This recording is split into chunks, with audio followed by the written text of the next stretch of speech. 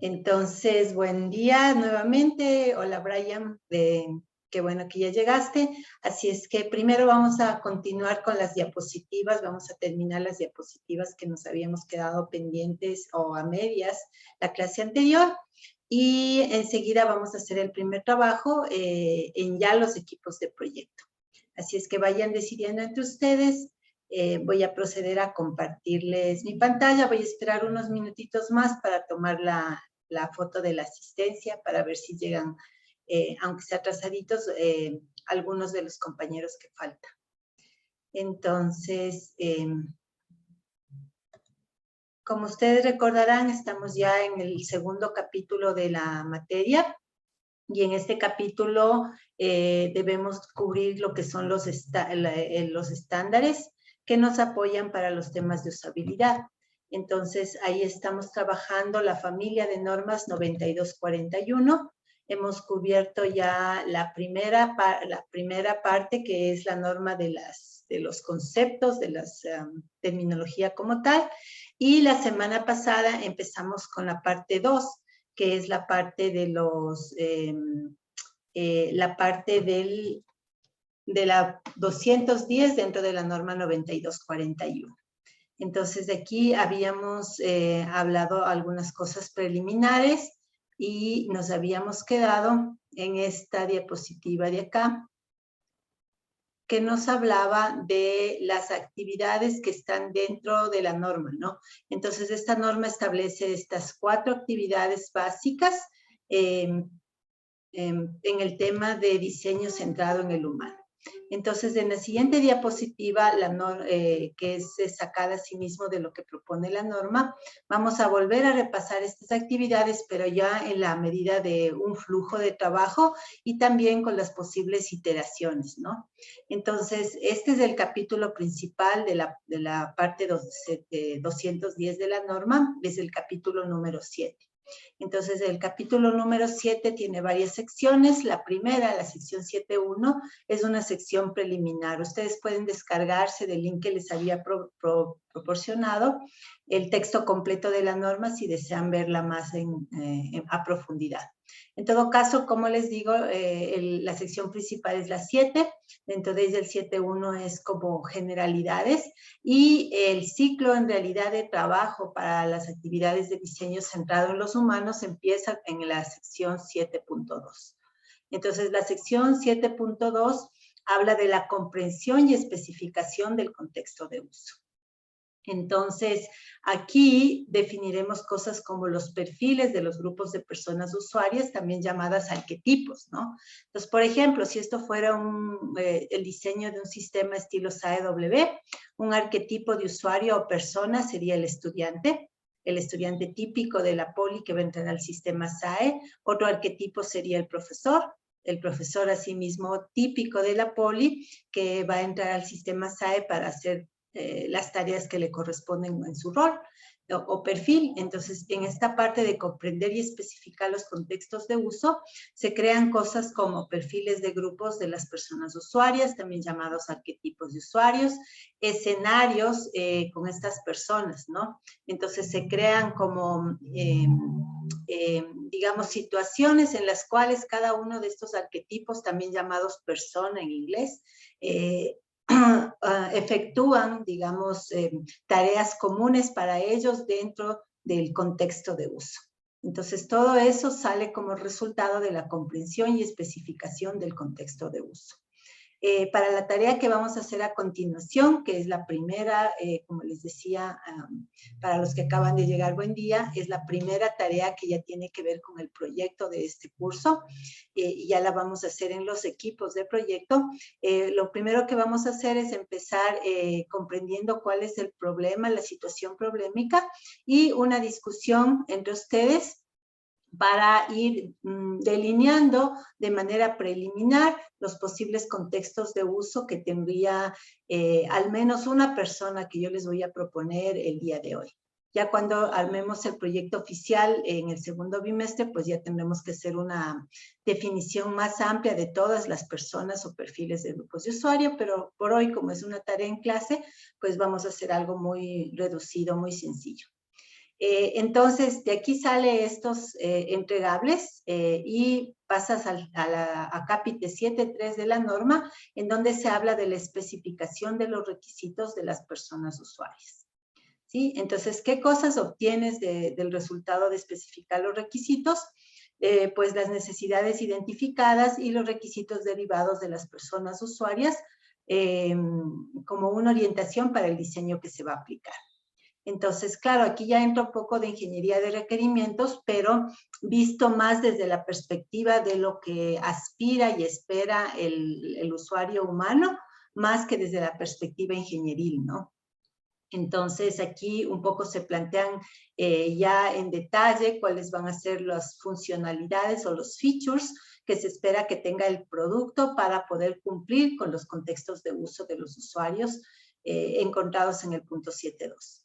Entonces, esta parte también la vamos a hacer hoy en este pequeño ejercicio simulado que vamos a hacer, en donde ustedes van a tratar de alguna manera organizar esas necesidades en esta discusión grupal que van a tener ustedes, todavía informal porque no lo vamos a documentar, pero eso nos va a servir de entrada, como bien dice esta flecha, a capítulo 7.4, que es la producción de soluciones de diseño. Aquí es donde nosotros vamos a poner más empeño en general cuando trabajamos desde la concepción centrada en el humano y en particular para la tarea del día de hoy en la clase, ¿no? Porque, como ustedes ven, habla de la producción de soluciones en plural. Entonces, la idea es que tú como diseñador, que eres especialista en usabilidad o centrado en el humano, que es lo mismo, encuentres no una, sino varias alternativas de soluciones de diseño que cubran de mejor manera los requisitos dentro de los contextos de uso, pensando siempre desde los zapatos del humano que va a utilizar el producto que estás diseñando. Entonces, aquí es donde entra un gran componente de creatividad, un poco incluso dejar de lado la parte ingenieril, un poco incluso dejar de lado el apoyo con herramientas informáticas, sino tratar más bien desde tu creatividad, producir el diseño más, digamos, el diseño más creativo posible para servir de mejor manera al humano para el que estás trabajando, ¿no? Entonces, ¿qué sale como resultado de esto? Pues dependiendo del artefacto que tú quieras, podría ser, por ejemplo, ciertos escenarios de uso ya dibujados, prototipos de baja fidelidad o incluso prototipos de alta fidelidad. Entonces, estos prototipos no son prototipos funcionales. Eso hay que separarlo porque a lo mejor algunos de nosotros hemos trabajado con técnicas de prototipado en el pasado, pero seguramente fueron prototipos funcionales, es decir, que prototipos que trataban de mostrarle al usuario la funcionalidad que va a tener el producto. En nuestro caso, claro que la funcionalidad va a estar ahí, pero no va a ser el foco, el enfoque, ¿no? En nuestro caso, los prototipos se van a enfocar en la interacción humano-sistema. ¿Sí? Entonces, el prototipo va a permitir que el humano tenga una idea, el humano que luego va a recibir este prototipo, tenga una idea de lo que nosotros estamos pensando que sería la manera como él y el sistema se relacionen o interactúen, para que nos pueda dar su retroalimentación. Entonces, cuando haces un prototipo de interacción, lo puedes hacer a baja fidelidad o a alta fidelidad. El día de hoy ustedes van a producir prototipos de baja fidelidad. Eso significa que no vamos a estar, no nos vamos, perdón, por ahora a preocupar en los detalles mínimos de diseño gráfico. El prototipo de baja fidelidad no se enfoca en la estética. El prototipo de baja fidelidad se enfoca nuevamente en la interacción con elementos que todavía son como de borrador. En cuanto a nivel digamos, de fidelidad, como bien dice ahí, o nivel de minuciosidad, si se quiere, en iconos, colores, tipos de letra, eso no nos interesa ahorita, colores de fondo, etcétera, eso no es del interés. Lo que sí nos interesa son los componentes de interacción. Por ejemplo, va a ser un botón, va a ser una lista de valores, un dropdown, va a ser un calendario para sacar fechas, los pop-ups, Cuando le da clic en esta ventana, le va a salir esta otra ventana. Todavía no nos interesan las dimensiones de esas ventanas, ni los textos exactos que van a tener, sino una idea general, todavía, como digo, en draft o borrador. Eso es un prototipo de baja fidelidad. Una vez que el prototipo de baja fidelidad pasa por varias iteraciones con los usuarios reales, donde ellos te dicen mejor así, mejor asado, ponle aquí, ponle allá, los objetos grandes de interacción dentro de ese prototipo, ya cuando tienes como un ok de ellos, por parte de ellos a nivel de baja fidelidad, ahí sí podrías pasar a construir algo de alta fidelidad.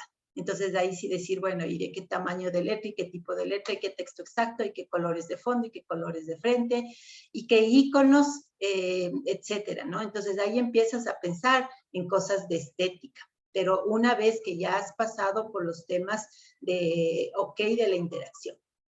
Entonces, la técnica que vamos a usar hoy recomienda que para que no te distraigas con cosas de alta fidelidad o de estética y te concentres en cosas de baja fidelidad o de interacción, no utilices ninguna, digamos, herramienta de apoyo digital.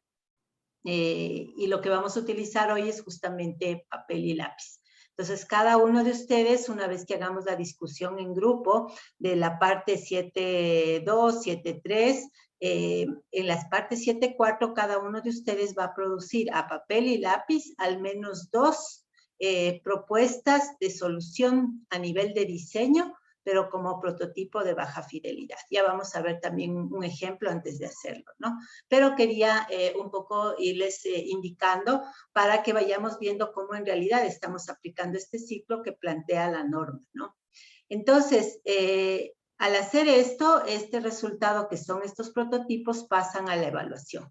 La evaluación no la vamos a avanzar a hacer hoy y de hecho para la evaluación real necesitaríamos hacerla con usuarios y como dice Nielsen, con un mínimo de 5 usuarios que representarían estadísticamente hablando el 85% de los problemas de usabilidad pueden ser detectados por un grupo de 5 usuarios. Entonces, esa sería la evaluación que haríamos a posteriori, pero eso ya en el proyecto final, ¿no? Entonces, para la tarea de hoy, solo vamos a llegar hasta el punto 7.4 de nivel individual.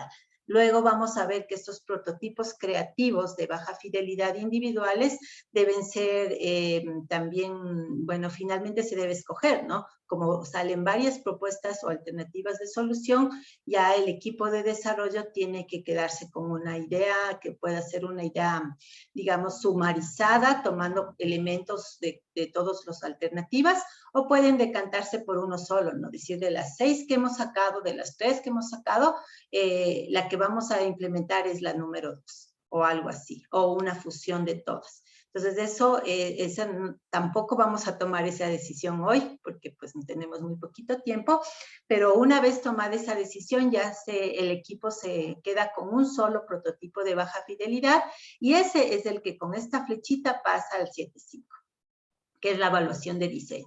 Entonces, la evaluación del diseño se hace ya con, como les decía, con un grupo de 5 usuarios para garantizar el 85% de problemas de usabilidad que sean encontrados por estos usuarios a través de proponerles un conjunto de tareas. Y nosotros hacer el análisis. Hay diversas técnicas que las vamos a ir aprendiendo, heurísticas en el capítulo 3 y otras técnicas de pruebas de usabilidad en el capítulo 4, pero se hacen varias pruebas con los que nosotros vamos logrando encontrar estos informes de respuestas de las pruebas de usabilidad, informes de observaciones en campo, encuestas de usuarios, que se les puede hacer encuestas de satisfacción o encuestas de estilo NASA-TLX para lo que sería carga cognitiva de las interfaces, etcétera, ¿no? Entonces, esto sale como resultado de la evaluación que se hace con ellos. Y ahí es donde viene la iteración. Fíjate que aquí dice iterar donde sea lo apropiado, ¿no? Entonces, a lo mejor la evaluación nos da luces de que nos está faltando comprender mejor los contextos de uso, entonces iteras al punto 7.2. a lo mejor te das cuenta que no, que los contextos sí están comprendidos de parte nuestra, pero donde nos estamos jalando o donde nos falta refinar es en el 7.3. Te vienes por esta flecha de acá y te regresas a lo que sería la especificación de los requisitos de las personas target o de las personas o usuarios objetivo, ¿no? Y claro, si yo me regreso al 7.2, eso significa que tendré que volver a hacer 7.3, 7.4 y 7.5. Si yo regreso desde acá, pues el camino es más corto, pero igual tendré que volver a hacer 7.3, 7.4 y 7.5. Y también podría ser que no es un problema de entendimiento de contextos ni de especificación de requisitos, sino que nuestro diseño como tal todavía tiene falencias. Entonces tendrías que regresarte por esta flecha de acá, 7.4. ¿Sí? Y volver a producir un prototipo de baja fidelidad que vuelva a ser puesto en evaluación.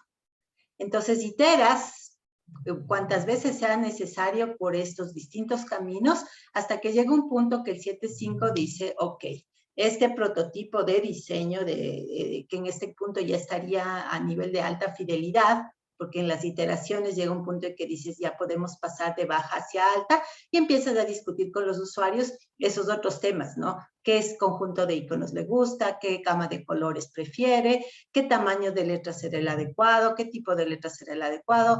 Esas selecciones desde la perspectiva de esta norma y desde el diseño centrado al usuario no la tomamos nosotros, sino que les preguntamos y las consensuamos con ellos.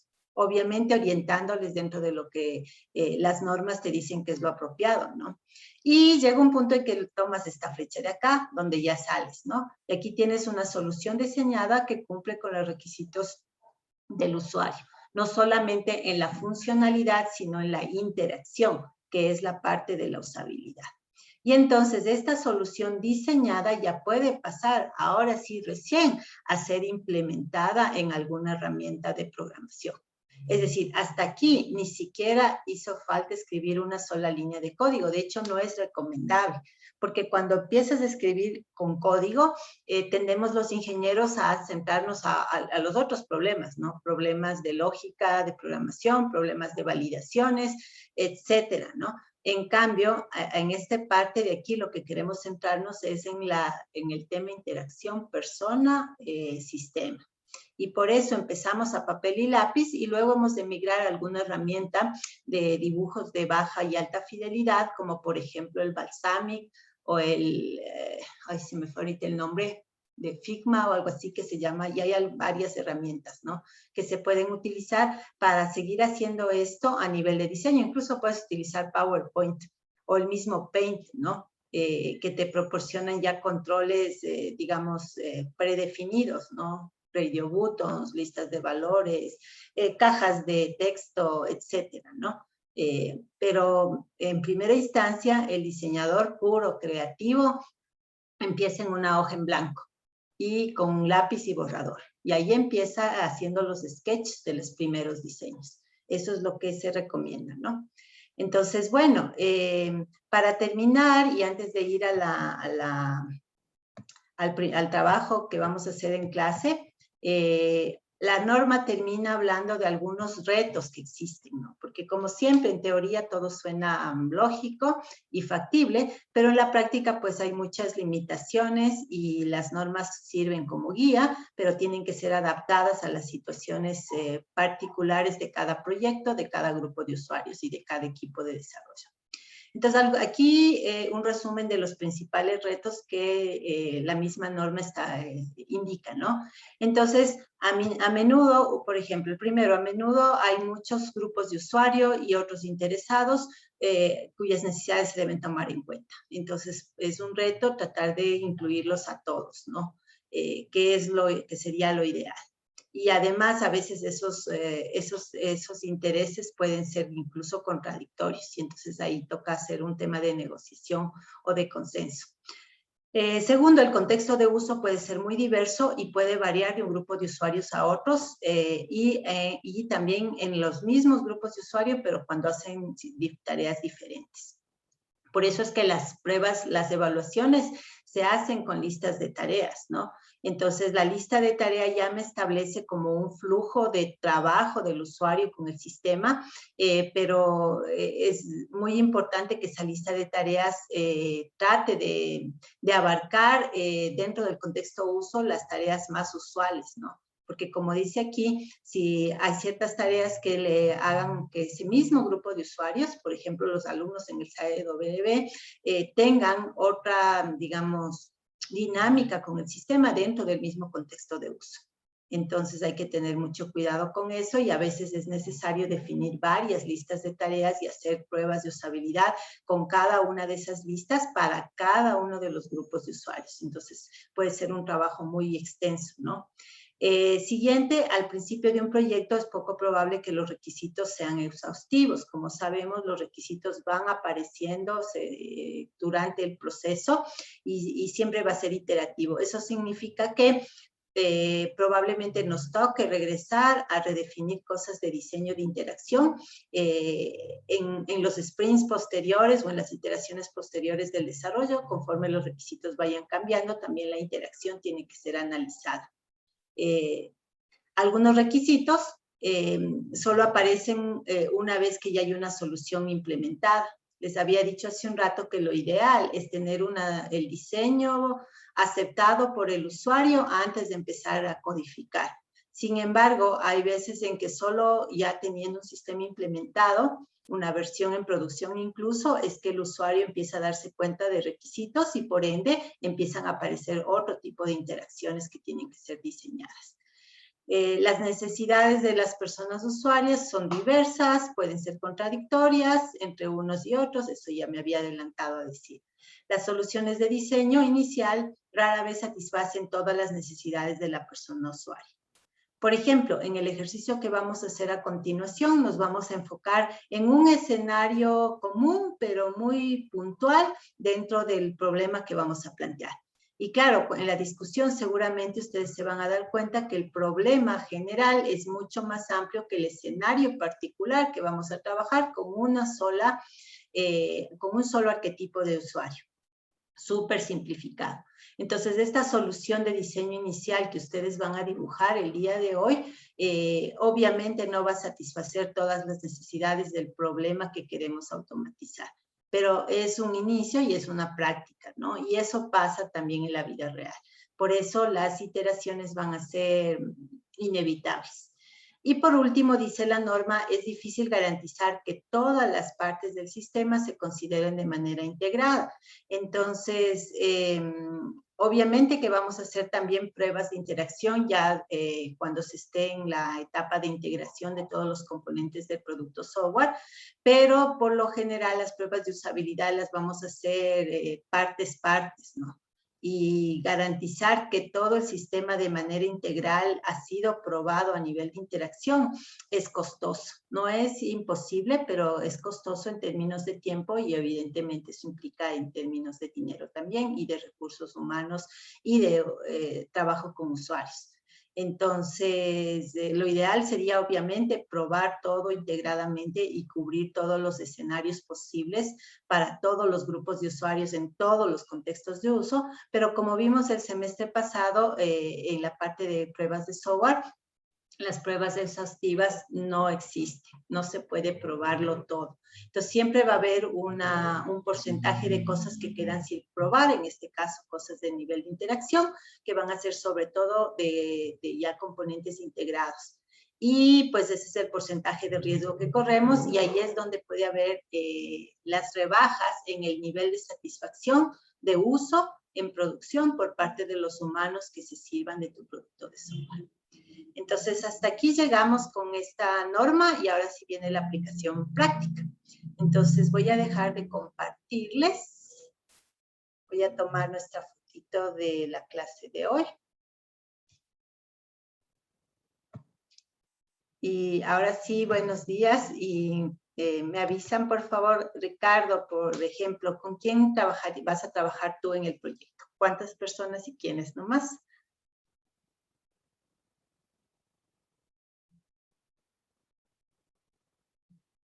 Ricardo, ¿estás por ahí? Sí, profe. Me repite, estaba muy lento mi internet, por favor. No hay problema. Te preguntaba que en tu caso, ¿cuántas personas van a ser el equipo del proyecto y quiénes?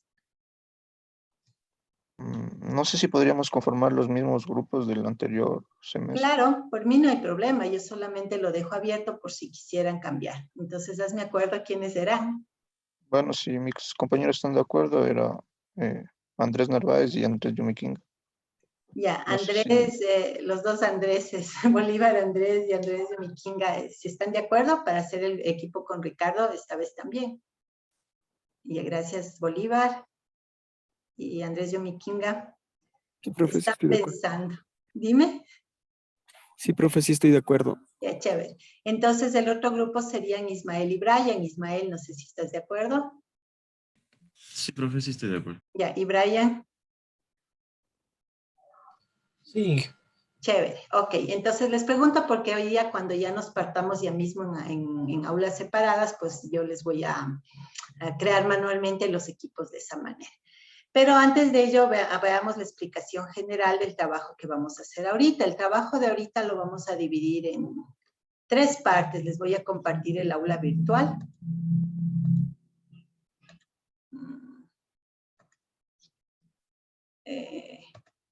¿Se ve, chicos, ayúdenme a saber si funciona esto o no? ¿Se ve ahorita el Moodle? ¿O qué ven ustedes?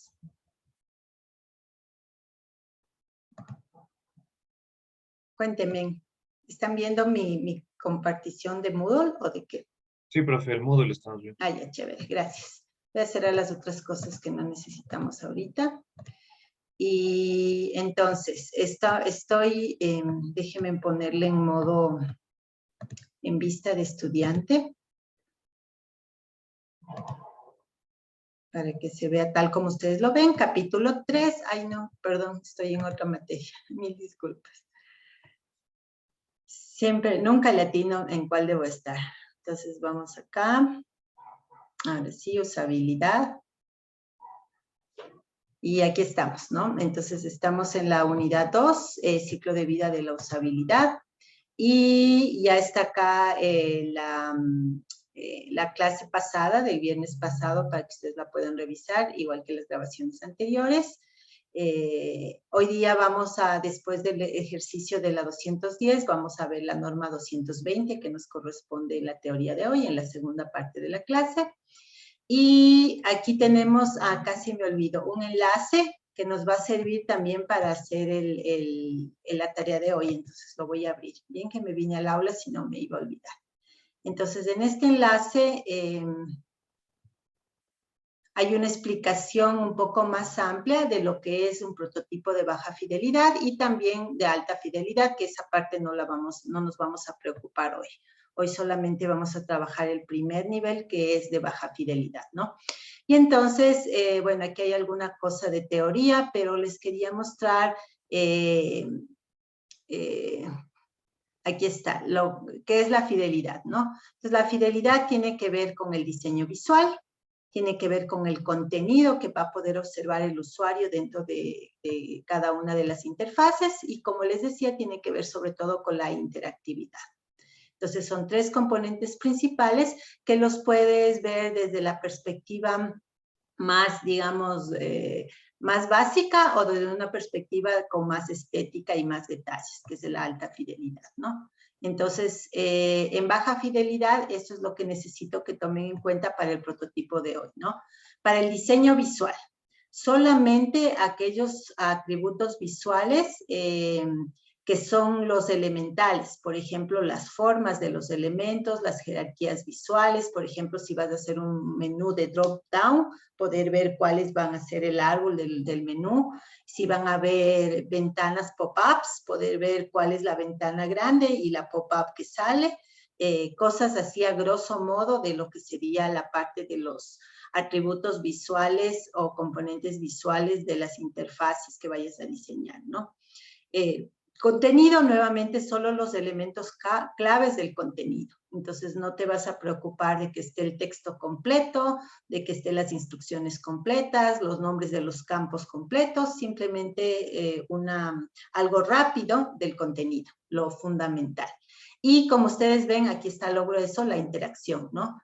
Entonces, el prototipo debería poder ser simulado moviéndolo como un humano, ¿no? Es decir, yo dibujaría la primera hoja, ¿no? Esta es la pantalla que le sale. Entonces, si le da clic en aceptar, la segunda hoja dibujado, esta es la otra pantalla que le sale. Entonces, vas haciendo dibujos como que estuvieras creando una animación de dibujos animados, ¿no es cierto?, de cada una de las pantallas que le van saliendo conforme, en teoría, él va dando clics en opciones. Esa es un poco la interactividad que quieres simular. Ya vamos a ver un ejemplo. Aquí están algunos pros. Es barato, es rápido, es colaborativo. En la segunda parte de hoy vamos a juntar los prototipos individuales para sacar un prototipo por equipo y te ayuda a clarificar tanto a ti como diseñador, como al usuario, como el que va a ser el beneficiario, qué mismo es lo que pretendemos de este sistema en cuanto a interacción, ¿no?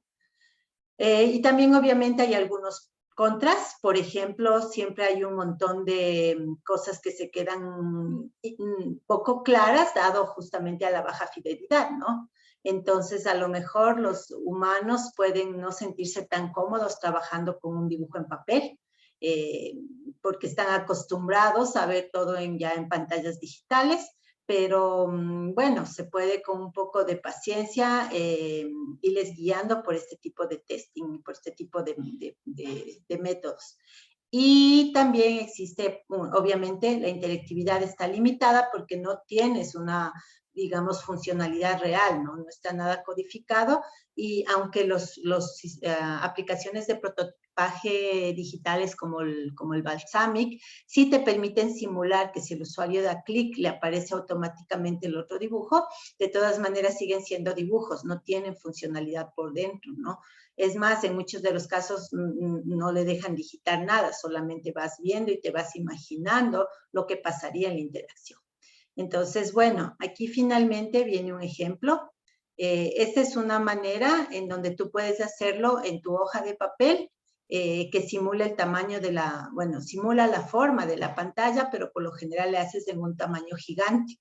Entonces, por ejemplo, si vas a hacerlo para celular, no haces el tamaño del celular, sino lo haces mucho más grande para poder amplificar los elementos visuales, obviamente usando proporciones, ¿no? Entonces, de esa manera yo no estoy trabajando con lo chiquitito que tiene mi porte de pantalla, sino en una hoja más grande, puede ser incluso una hoja 3. Ahorita obviamente no tenemos porque no les anticipé, pero si ya nos hubiéramos preparado en un proyecto real, podrías tener incluso papelógrafos, ¿no? En donde en ese tamaño grande se hace. Y en esta opción, por ejemplo, se han utilizado notas post-it, y vas poniéndoles, como ves, en distintos tamaños, y cada nota puede representar una parte de la interfaz o pueden representar también pop-ups Windows, ¿no? E incluso en esta imagen de acá ya se está trabajando incluso con una lista de tareas, que eso todavía no lo vamos a llegar a este nivel el día de hoy. Para el proyecto sí que lo vamos a hacer así. Entonces, en esta segunda imagen, tienes otra opción, ¿no? En esta de acá, incluso el mismo dispositivo está simulado. Si ustedes se fijan, esto es un cartón nomás, ¿no? Entonces, el dispositivo, el cartoncito simula el dispositivo ya del tamaño real para que el usuario tenga el look and feel de tener el aparato en la mano.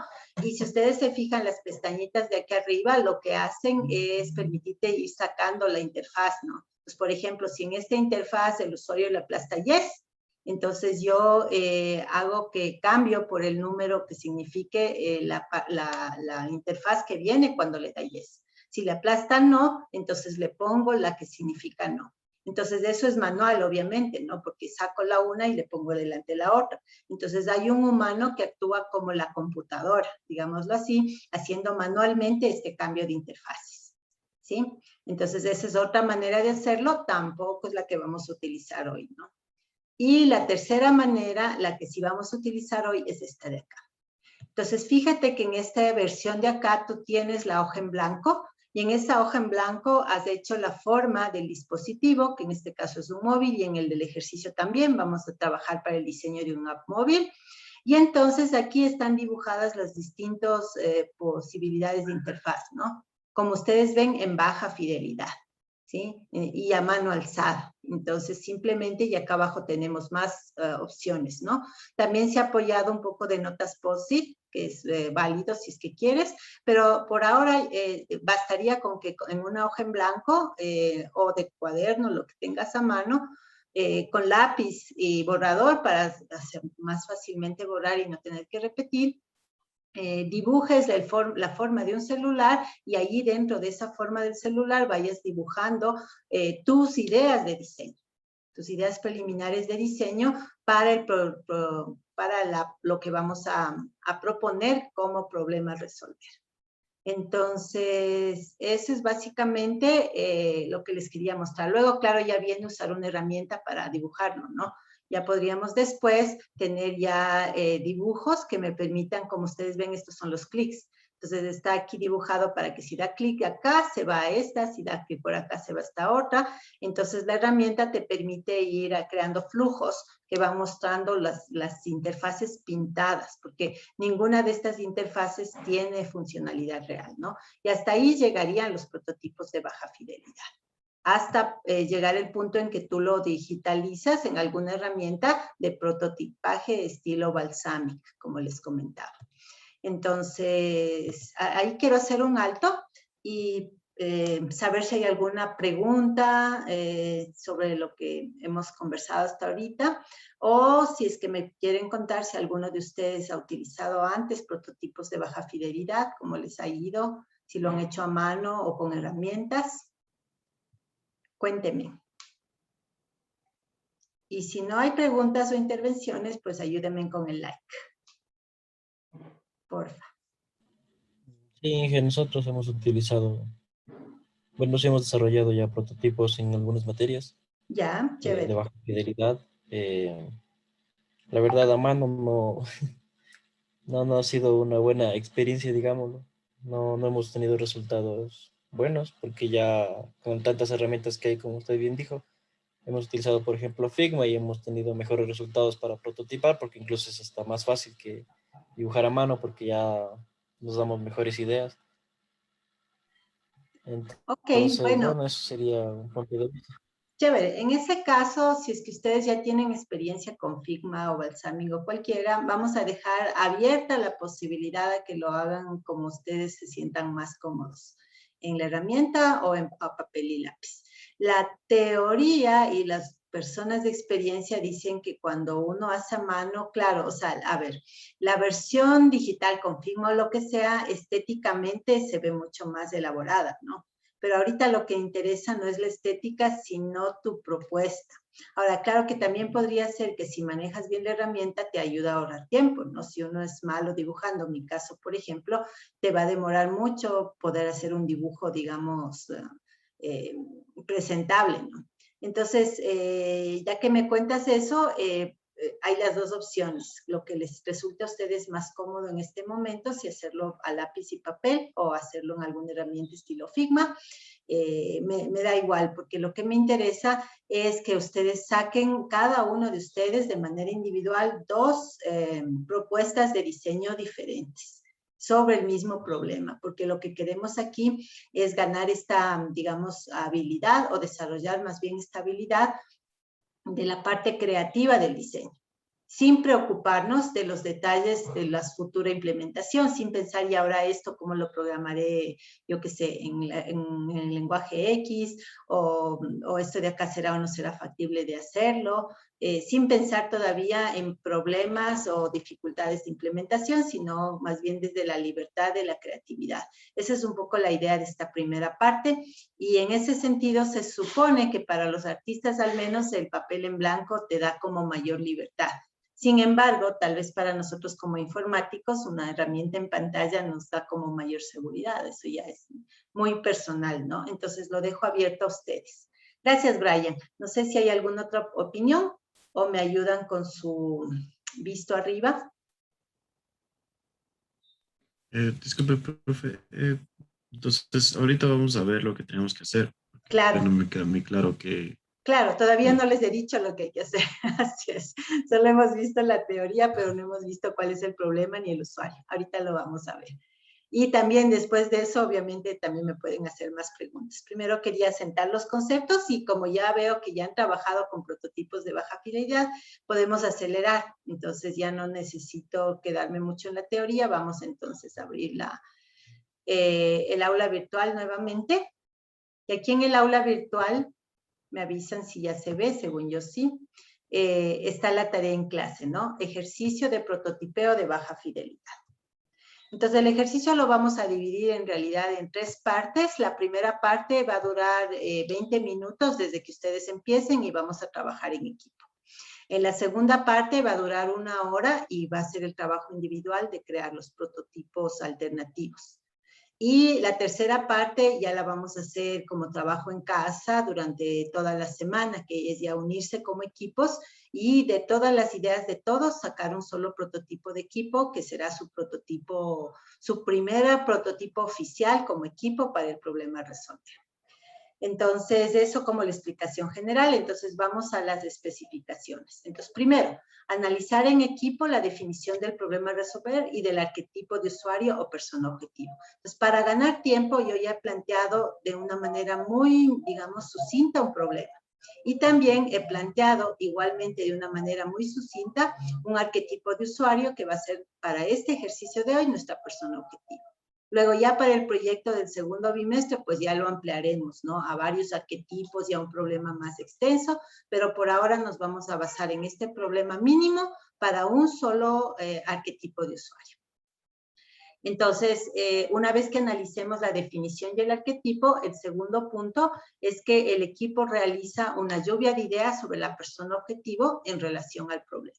Entonces, estos son los 20 minutos que van a tener cada uno de los equipos para entre ustedes conversar y lanzar ideas de cómo sería la mejor manera de atacar lo que la persona objetivo espera dentro del problema a resolver.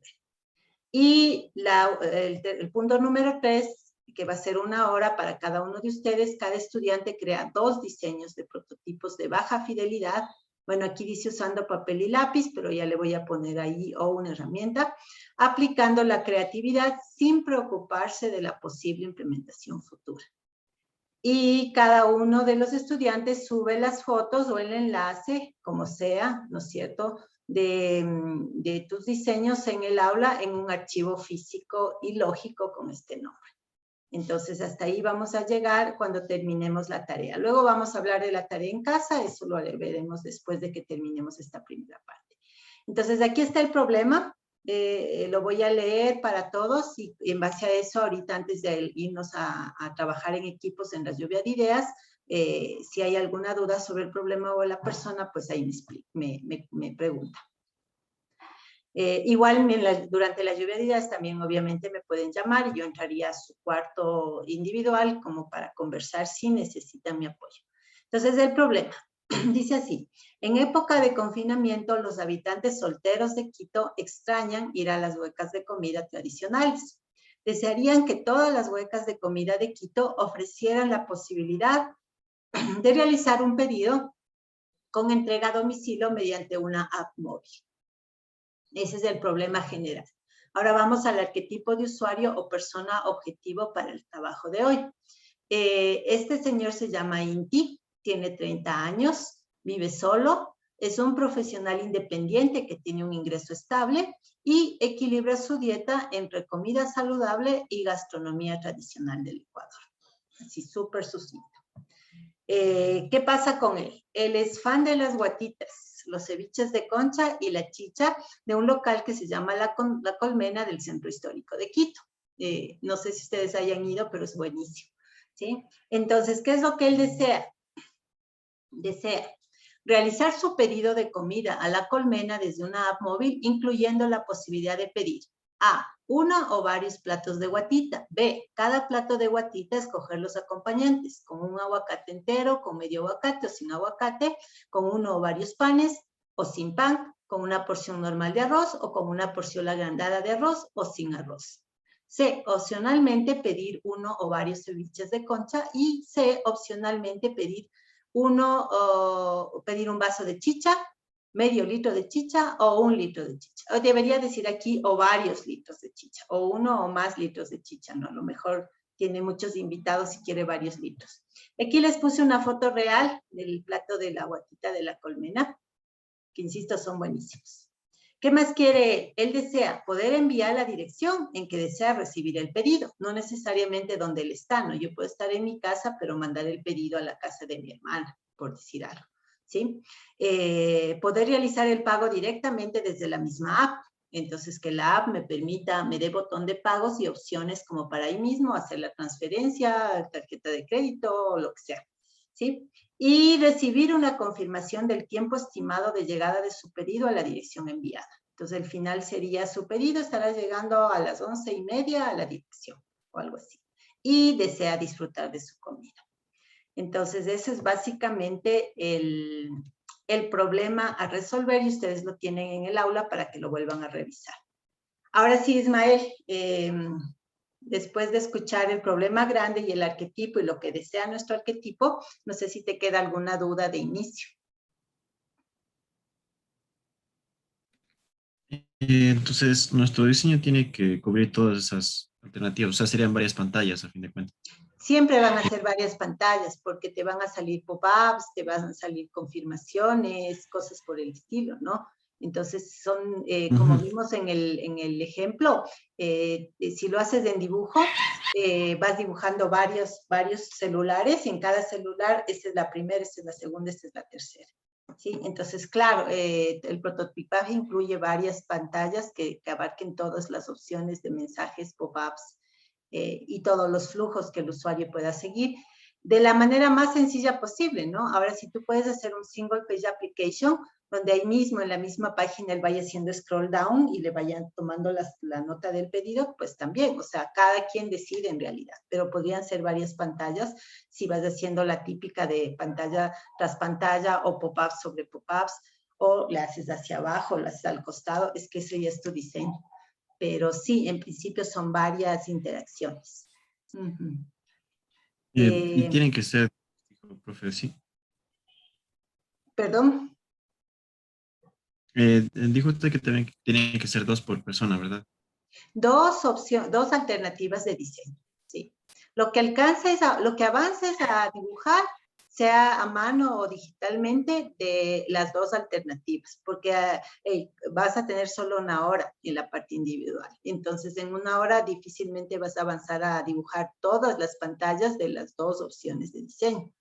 Entonces, yo lo que haría es dibujar la primera pantalla de ambas opciones de diseño y una vez que termine la primera pantalla de ambas opciones de diseño, dibujar otras de cada una de las opciones. Pero sí tienes que presentar 2 distintas. Y recuerda que no son distintas en temas de estética, ¿no?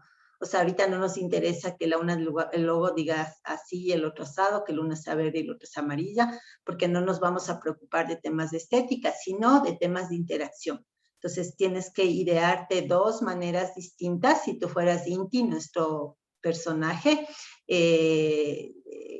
con las que Inti se quedaría satisfecho navegando en tu aplicación, ¿sí? De 2 formas distintas. Esa es la parte tal vez más difícil, ¿no? Porque uno por lo general se conforma con el primer diseño que se le ocurre, ¿sí? Pero la idea es tratar de que nuestra mente se acostumbre a ser más creativa en cuanto a diseños y posibilidades. Eso, Ismael. No sé si alguien más tiene alguna otra pregunta por ahora. Seguro van a ir surgiendo en el camino. Entonces, ahorita es las 10 en punto. Voy a proceder a crear los cuartos. Vamos a crear 2 y los vamos a asignar manualmente. En el número 1 le vamos a enviar a justamente Brian y a Ismael. Listo, están asignados. Y en el cuarto número 2 les vamos a enviar a Bolívar, Andrés y Ricardo. Y entonces, desde el momento que entren, van a tener ustedes 20 minutos, todavía no para dibujar nada, solamente para conversar. Vuelvan a revisar el problema general, porque noten que el problema general es mucho más amplio que el problema, digamos, el deseo particular de Inti de comprar en el lugar de la colmena, ¿no? El problema dice todas las huecas de Quito para poder accesar desde una sola app, ¿no? Entonces, ese es un problema más grande que diseñaremos en el proyecto, tanto para que el prototipo final sea usable como accesible, porque el prototipo final va a tener que ser funcional. Pero por ahora no nos preocupamos del problema más amplio, sino de lo puntual de Inti, que es hacer este pedido en una app desde su celular para lo que vende la colmena, que son estas tres cosas, las guatitas, los ceviches y la chicha. Solo tiene, de hecho, en la vida real solo tiene esos tres productos. Entonces, conversen un poco sobre eso, lancen ideas, si tienen dudas me llaman y yo entro a resolverlas, y en 20 minutos nos volvemos a encontrar acá. Este es un trabajo calificado, ¿no? Entonces voy a poner 20 minutos en el tiempo, y creo que estamos, y voy a abrir los cuartos. Me llaman cualquier cosa, chicos, voy a estar aquí pendiente. Disculpe. Ay, perdón, dime, Ismael.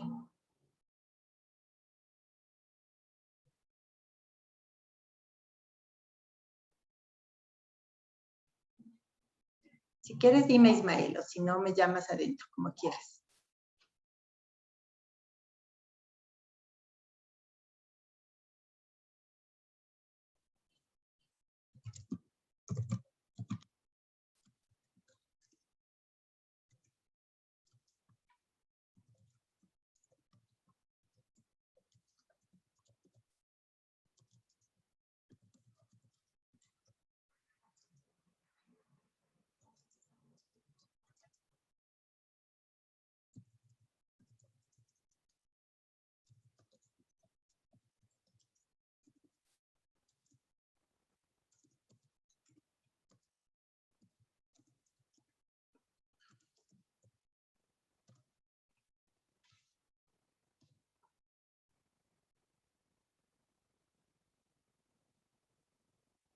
Tenemos que, o sea, al final de la sesión tenemos que entregar algo. Ahorita no, de esos 20 minutos no, solamente conversar entre ustedes, tener ideas, es como para que se pongan un poco de acuerdo en algunas opciones que ambos consideran importantes, como para solamente compartir entre ustedes posibilidades, pero ningún entregable en estos 20 minutos. De hecho, ya faltan solo 13. Ya, Ok. ya. Entonces, les dejo. Será. Sigan nomás conversando.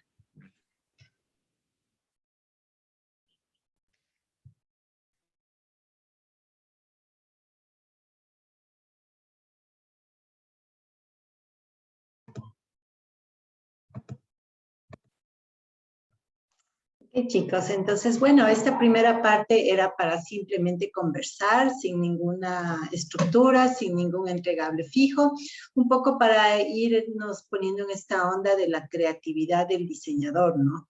Es decir, un poco liberar tu mente de estructuras. También otra cosa que les recomiendo para la segunda parte que vamos a iniciar ya mismo, la hora de tu propio trabajo de 2 diseños, es que no te contamines la mente viendo ejemplos, ¿no? Porque es muy fácil y muy tentador buscar en tu mismo celular, todos tenemos aplicaciones instaladas para pedir comida, o buscar en la web, siempre vas a encontrar, y eso no haría mucho más que, no sé, ayudarte a replicar cosas que otros han diseñado. La idea es tu diseño original, porque como vamos a ver, también lo que queremos al final es lograr un producto innovador, diferente, creativo, que incluso tenga la posibilidad de ser financiado por inversionistas y pueda ser puesto a circulación a nivel nacional.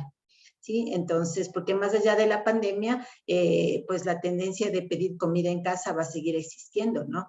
Entonces, la idea es un poco irrumpir en el mercado con una app que parece normal, porque hay muchas de este estilo de cosas, pero que a su vez tenga un valor agregado diferente, una interfaz diferente, una experiencia de usuario diferente, que de pronto la posicione.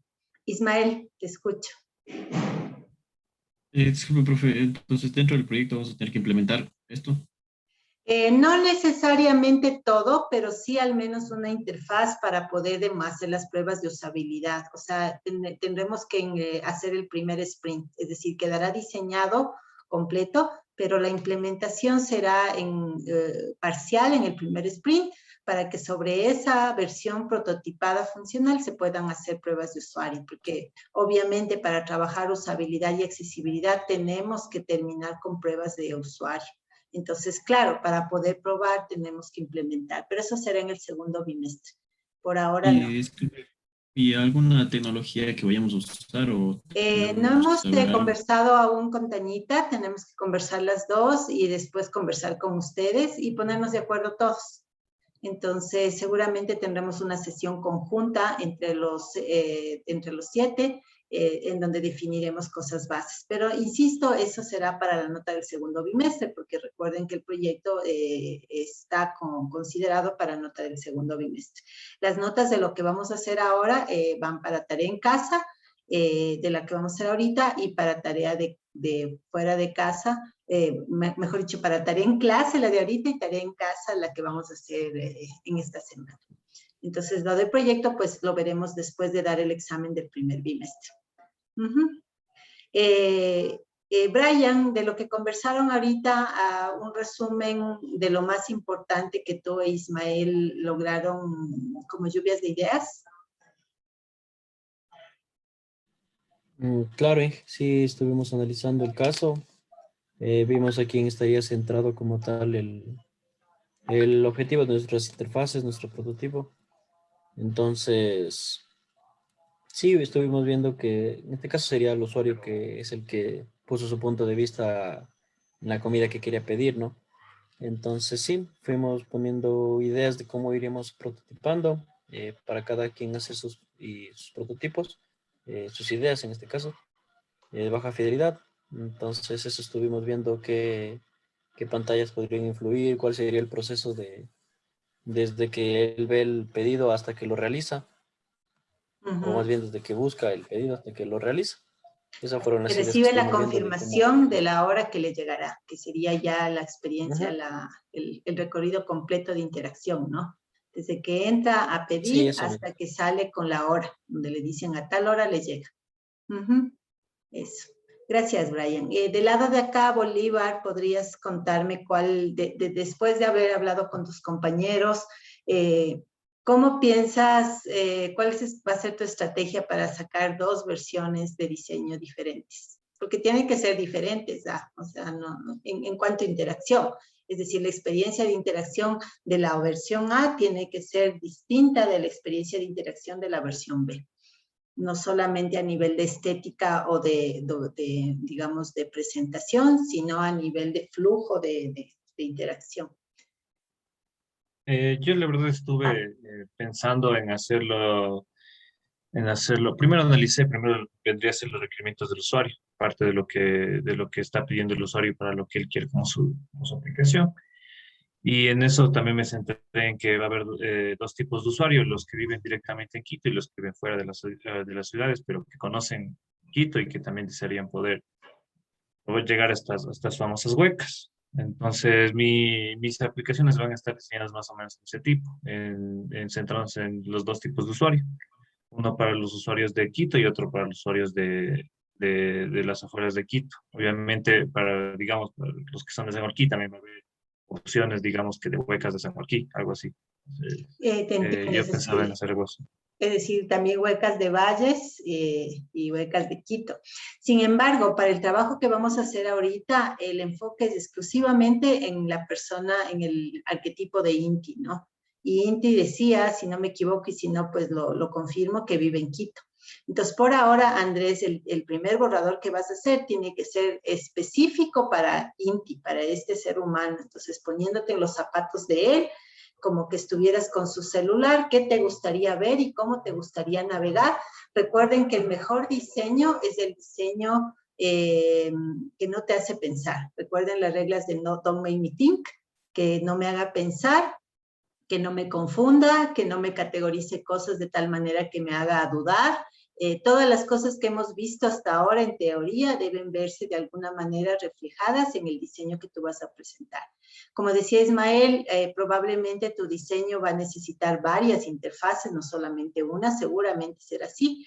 Entonces, en esta hora que vamos a empezar ahorita, que es 10:30, tienen que al final de la hora, si lo hicieron a mano, tomarle una foto y subir en el aula Y si lo hicieron en una herramienta, poner el link ya le voy a abrir el aula para que también puedan poner un link, o ponerlo en un PDF link, como quieran, para que yo pueda accesar, o generar un PDF desde la herramienta y subirlo, cualquier opción, pero debe tener por lo menos la interfaz principal de la alternativa A y la interfaz principal de la alternativa B.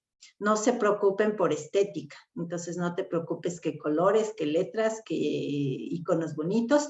Lo que nos interesa es que el usuario que vea tu borrador, porque él va a saber que es un borrador, pueda, en base a ese borrador, opinar en cuanto a temas de interacción.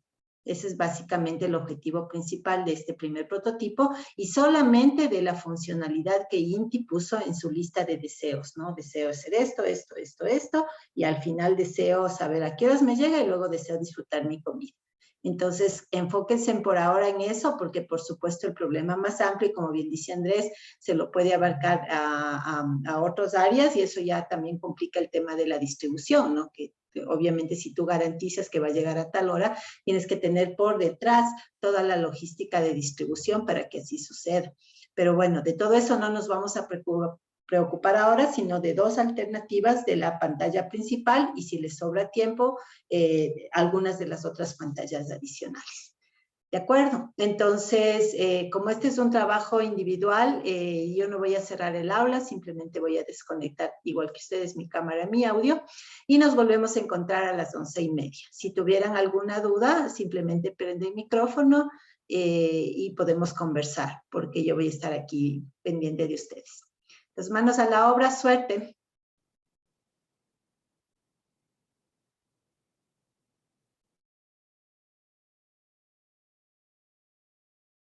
Qué penita que me he olvidado de prender la grabación, así es que este pedacito no se grabó. En todo caso, para compensar, la próxima semana empezaré haciendo un breve resumen desde el inicio de estas diapositivas, porque me acabo de dar cuenta que estaba pausada la grabación.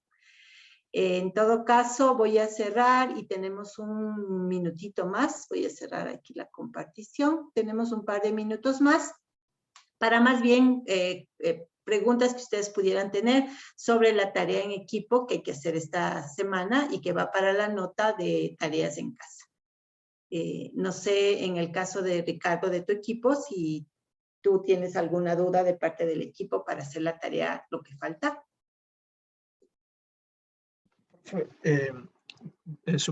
Ya una vez que nos reunamos en el equipo y podamos rescatar las ideas de cada uno, igual en la presentación también tiene que ser un prototipo de baja fidelidad.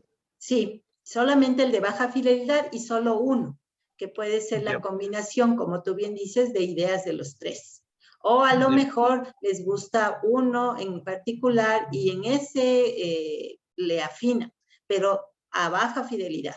Entonces todavía nada de estética, nada de detalles, solamente baja fidelidad porque es perder el tiempo. La idea del prototipo de baja fidelidad es que sea rápido, que no sea costoso y que nos permita retroalimentar rápidamente con el usuario, que en este caso, pues, yo simularé, digamos, la percepción y las respuestas de INTI para fines digamos, de una rápida retroalimentación. Ya para el proyecto, pues ahí sí tendremos que buscar un grupo de 5 usuarios reales para que la experiencia sea real y los resultados también. Eso, Ricardo. En el caso del otro grupo, Ismael, no sé si hay alguna duda con respecto a lo que hay que hacer esta semana como tarea de casa. Creo que no, porque justamente iba a preguntar lo mismo que preguntó ahorita Ricardo. Chévere. Y nuevamente totalmente abierta la posibilidad de que lo hagan en alguna herramienta de preferencia de ustedes a baja fidelidad, que solamente dibujado, no necesita ser funcional. Lo que yo les recomiendo, si es que tienen la habilidad y la paciencia, a encargarle a uno de ustedes hacerlo a papel y lápiz, porque insisto, el papel, como suelen decir, aguanta todo, pero en este caso eso es algo positivo, porque ahí no tienes las limitaciones de por ejemplo, los controles o componentes que te permite la herramienta que estés usando, sino que tienes total libertad incluso de imaginarte controles y visualmente inexistentes. porque tú simplemente lo dibujas como te gustaría que sea, y esa es la función actual, ese es en este momento, esa es la función, ser muy creativo y dibujar la interacción de la manera más diferente que se te pueda ocurrir, siempre pensando cómo te gustaría al INTI que esa interfaz sea, ¿no? Para que su experiencia de usuario sea a sí mismo lo más agradable posible. Entonces sí cuesta un poquito, lo digo porque a mí me ha costado un poquito pasar a esa manera de pensar en lugar de usar la manera tradicional del ingeniero, pero a la final te puede llevar a lograr un producto innovador que incluso podría llegar a tener futuro en el mercado, ¿no? Porque estás pensando, como dicen los griegos, out of the box, o sea, fuera de la caja. Por eso también les recomiendo que eviten revisar interfaces existentes, ¿no? Tanto funcionales como ejemplos que puedes encontrar hecho que en Internet, porque no es que un sistema de pedidos online sea un sistema como tal único, innovador y que nunca se ha hecho, ¿no? Entonces, por lo mismo que estás trabajando en un área que es trillada, tienes que encontrar en tu diseño tu elemento diferenciador, innovador, de valor, que haga que tú puedas tener una posibilidad de entrar en un mercado comercial amplio con un producto de esa naturaleza. Entonces, con esas reflexiones, pues terminamos por hoy. Les agradezco mucho su atención y nos vemos, Dios mediante, la próxima semana. Cualquier cosa, estoy a las órdenes en el chat. Que estén muy bien. Chao, chicos. Gracias, profe. Que pase bien. Hasta luego, profe. Hasta luego. Hasta luego. Chao, chao.